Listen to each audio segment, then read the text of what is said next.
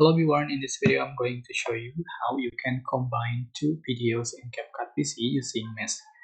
Alright, so I'm going to select the video, one video first, and second video as an overlay. So you can adjust for the duration of some lane and how to combine. You can go to Mesh right here and select the split. And you can rotate and 90 degrees and select for the first clip. You can yeah, change position right here, and for the second clip, so turn off the maze and you can just for the position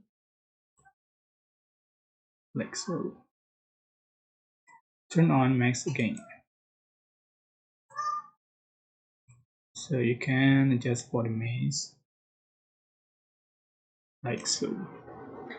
That's it. I hope this tutorial was helpful for you guys. Don't forget to like, comment, share, and also subscribe. If you have any question, please leave in the comment section down below. Thank you so much for watching. I'm sorry for the noise.